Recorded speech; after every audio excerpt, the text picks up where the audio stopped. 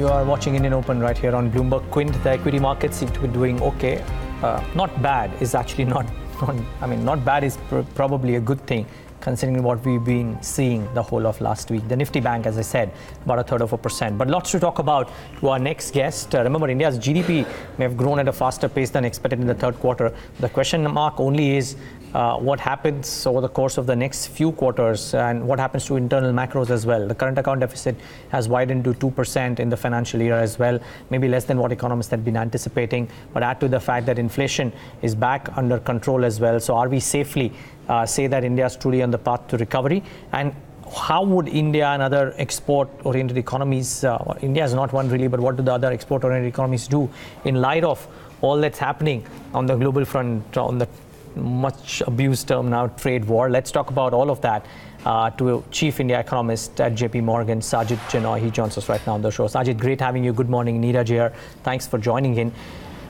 What do you make of what could happen from the limited data points as we have? In November, December, I remember almost everybody, and probably rightly so, was of the opinion that the synchronized global recovery would help exports and would help all boats rise with the rising tide.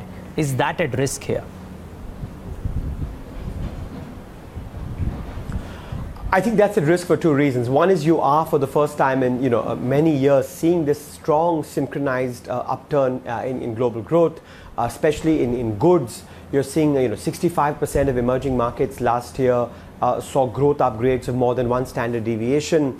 You're seeing a lot of business equipment spending by the advanced economy. So this is broad-based, it's healthy, and it's balanced. It's regionally balanced and it's sectorally balanced. Now, there are two risks, I think. One that we've known for a long time, that the Goldilocks scenario that we saw in 2017 is unlikely to sustain forever. And so sometime in 2018, the strength of this recovery is going to translate into more slack being eaten into, especially in the labor markets of advanced economies. And so our sense was always that interest rates around the world and central banks around the world will have to be much more proactive on the move in 2018 compared to 2017, and that was always one risk that was going to at some point slow down the strength of this recovery. Markets may be heaving a sigh of relief after the Fed, but the fact is, we were just one vote away from the dot plot signaling 4 rate hikes this year, and then there are 3 rate hikes in 2019. So the Fed itself is telegraphing, is signaling that there are 6 to 7 rate hikes on the anvil, and that's going to have some impact on US growth in particular. I think the second risk, which much more immediate, is the risk of a global trade war. I think what we've seen on the tariff side between the US and China may not materially change the macroeconomic outlook globally. But there are two worries. One is there are a whole host of non-tariff barriers that the US wants to take China to the WTO, discriminatory access to China, intellectual property rights, in tech, FDI investment, outbound investment from China. If those, our sense is that can have a bigger risk to global trade, to how China retaliates, than the tariffs we've seen. So this is a slippery slope here. And we need to be careful that doesn't compound the problem of central banks being more aggressive this year. So I think there are some, headwinds now that are emerging in terms of the global growth recovery.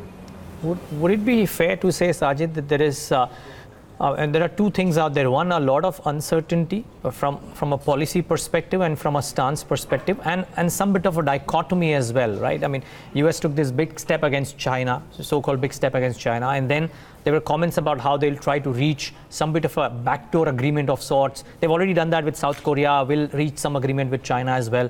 So there's a bit of a policy flip-flop and a stance flip-flop too.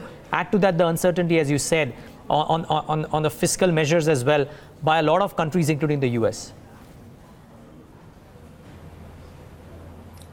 There is undoubtedly a lot of uncertainty globally, I think. I think on the China front, maybe there's more commitment on the US side to take things to its logical conclusion. The fact is there is a $375 billion bilateral trade deficit, and US policymakers have signaled that they want to shave that off. So maybe there may be more commitment here to try and do something extensively on the China side, and that's keeping global markets on edge. I think the other point that you hinted to, however, is that there seems to be this fundamental dichotomy between the fiscal stance and the trade stance in the US, because on the one hand, US policymakers have signaled they want to reduce those trade deficits, they want to reduce those current account deficits. But remember, a current account deficit is nothing but a country's investment vis-a-vis its saving. Now, what you're seeing from US tax policy, and you saw more spending last week, is that the fiscal deficit is going to increase very sharply. So US public sector dis-saving is actually going up, and the deficit increased more than anybody thought. Unless US investment comes down or US household saving comes up, what this means is the investment saving balance actually increases, which means all else being equal, the current account deficit has to increase. This is an economic identity. So something will have to give. If the US is serious about widening those fiscal deficits, either growth will have to slow, household savings has to go up, and investment come down for the current account to narrow, or you will see the current account actually, which is more likely, widening next year. So even though you may slap on tariffs to China, what you'll simply see is imports from other countries picking up more than proportionately. Okay. Space to monitor for sure. I'll just tie this in, Sajjid, with what's happening in India as well, and what do you think of all could happen. Now, I was just looking at your note as well, right, with regards to how manufacturing export growth faded after having recovered a little bit, or recovered quite a bit in quarter 4 17 as well. Add to that the fact that the export performance, if anything, has been unconvincing. And there are uncertainties, as you said, to what to happen in calendar year 18. Is the much hoped for export recovery in India going or looking very iffy at this point of time? To be fair, it has been unconvincing purely from the following perspective, which is that 2017 saw the strongest global growth in 7 years. The last time we saw growth of this magnitude, Indian manufacturing exports were surging easily in double digits. And from that vantage point, exports have underperformed. And I think what happened was net exports, which should have been a big tailwind last year because global growth was surging, domestic demand had slowed after demonetization and GST. You should have expected imports to slow, exports to pick up, and net exports to become a huge tailwind. Exactly the opposite happened. Net exports are on course to shaving off 120 basis points from headline growth, and that's the reason growth slowed last year. I think the hope in our case is, apart from any global trade war that will slow the global economic engine down, the hope is that some of this export underperformance was attributable to transitional issues with the GST. The hope is in the coming quarters, exports will pick up a little bit more convincingly. Hopefully, as supply chains at home get repaired, import will come down. So net exports should not be as much of a headwind next year. The fact is, growth has picked up. You're seeing now across the board a convincing series of high-frequency indicators that suggest growth has picked up. The extent of the pickup in 2018-19 will depend on how much India partakes in this global economic recovery, number one. And number two, about how much of a headwind the banking sector poses and whether credit growth is actually going to pick up next year.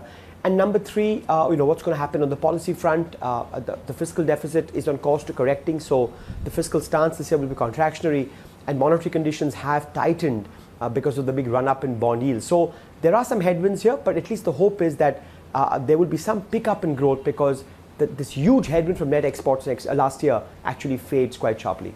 I was about to ask you that, conversations with auto component companies, Sajjid, for example, seem to suggest that there is huge demand from the CV manufacturers for these components, naturally leading one to believe that there will be quite a bit of manufacturing-led growth that will come in. And therefore, my question is, can we find the good in the bad, which is that while Indian exports did not pick up in 2017, in 2018, even if the global growth engine due to trade wars or otherwise does come off a bit, India will probably relatively be insulated because there will be natural tailwinds coming in as a result of the shocks that we had in 2017 not being there in 2018 and a favorable base available for almost all of the quarters of 2018. That is the hope. That is the hope that there were idiosyncratic factors that temporarily pulled down India's exports and induced more imports. as the GST settles down, we've seen the effect of demonetization settle down, that there'll simply be payback to the weakness from last year. That really is the hope, that net exports will pick up. But I think more generally, we need to kind of ensure that apart from the help from global growth, that what's been surprisingly positive is we've seen some traction on capital goods production for the last 2-3 months, which is surprising. I think that's kind of emanating from the public sector enterprises. State capex seems to have picked up last year. So let's hope that apart from the global economy, there are some domestic supports as well that will cause growth. We do expect growth to pick up, but I think we need to be realistic in this scenario that, if growth this year prints at 6.7, if we were to end next year at 7.1 or 7.2, given these domestic headwinds, given these global uncertainties, we would have done pretty good for ourselves. Fingers crossed on that. A couple of other factors, Sajjid. Your large borrowing program commencing in April. There's a Bloomberg story out today. Naturally, all you guys would have been talking internally as well about the absence of buyers. What happens here, Sajjid? Do we see one more instance of a scale back in the quantum, or can something else happen which will surprise? Because buyers seem to be wary right now. Bondholders seem to be wary about this large borrowing program. We have seen in the last 6 months actually this growing demand-supply mismatch in the market. The fact is supply does pick up every year, but I think on the demand side, the way I think back is we can always have idiosyncratic explanations for one auction or 1 month, but let's step back and try and understand what's happening. I think what you're seeing in India's case is on the demand side, financial repression has been progressively brought down, because policymakers, the RBI, has been reducing the SLR ratio over the last 4 or 5 years and the hold to maturity ratio in tandem.